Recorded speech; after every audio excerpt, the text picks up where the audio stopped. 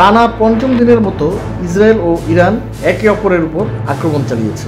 মঙ্গলবার উভয় পক্ষই তাদের আক্রমণ আরও বিস্তৃত করেছে। যুক্তরাষ্ট্রের প্রেসিডেন্ট ডোনাল্ড ট্রাম্প ইরানিদের অবিলম্বে তেহরান ত্যাগ করার হুঁশিয়ারি দিয়েছেন।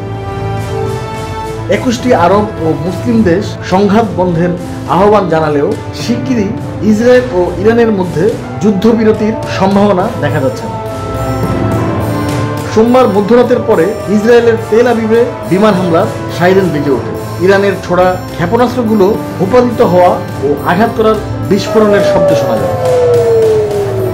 ওয়ালটন আবারও মিলিনিয়ার অফারে ওয়ালটন ফ্রিজ কিনে আপনিও হয়ে যেতে পারেন মিলিয়নিয়ার। মিলিনিয়ার ছড়াছড়ি দেশ জুড়ে, এটা শুধু ওয়ালটনই পারে। টানা 2 দিন ইরানি হামলার পর ইসরায়েলের হাইফা তেল রিফাইনারি জানিয়েছে ক্ষেপণাস্ত্র হামলার পর তাদের বাষ্প ও বিদ্যুৎ সরবরাহকারী বিদ্যুৎ কেন্দ্রটি উল্লেখযোগ্যভাবে ক্ষতিগ্রস্ত হয়েছে। এর ফলে রিফাইনারির সব কার্যক্রম ও সংশ্লিষ্ট কোম্পানিগুলি বন্ধ করে দেওয়া হয়েছে।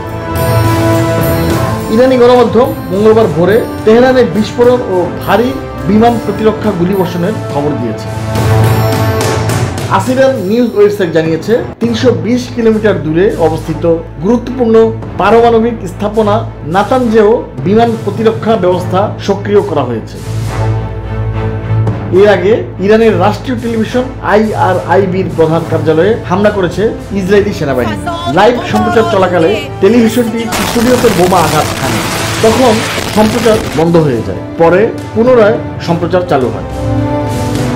এদিকে সোমবার নিজের সামাজিক যোগাযোগ মাধ্যম ট্রুথ সোশ্যালে যুক্তরাষ্ট্রের প্রেসিডেন্ট ডোনাল্ড ট্রাম্প লিখেছেন, সবাইকে এখনই তেহরান ত্যাগ করতে হবে। তবে এই হুঁশিয়ারির পেছনে নির্দিষ্ট কোনো কারণ উল্লেখ করেননি তিনি।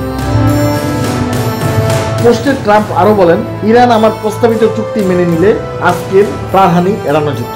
এটা দুঃখজনক ও অনর্থক প্রাণহানি। পরিষ্কার করে বলছি, ইরান পারমাণবিক অস্ত্র তৈরি করতে পারে না। আমি বারবার এটা বলেছি। মধ্যপ্রাচ্যে ইরান ইসরায়েল যুদ্ধের উত্তাপের মধ্যেই দক্ষিণ চীন সাগর ত্যাগ করে মধ্যপ্রাচ্যের দিকে রওনা দিয়েছে যুক্তরাষ্ট্রের বিমানবাহী রণতরী USS নিমিটস।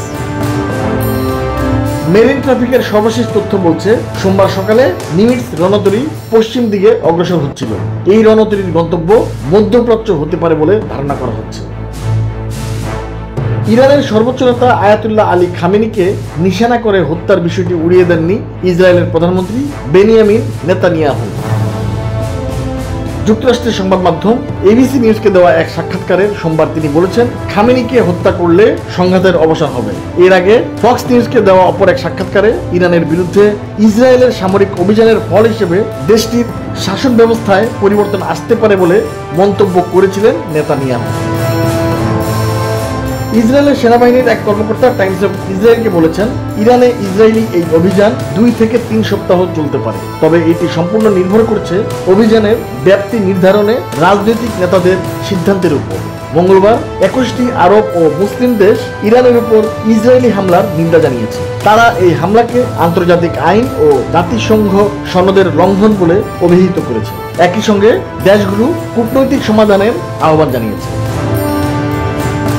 দ্য ইকোনমিস্ট জানিয়েছে, গত 13 জুন থেকে ইরানের পারমাণবিক ও ক্ষেপণাস্ত্র স্থাপনাগুলিতে ইসরায়েলি হামলায় এখন পর্যন্ত অবকাঠামোর মাত্র 1/3 ক্ষতিগ্রস্ত হয়েছে।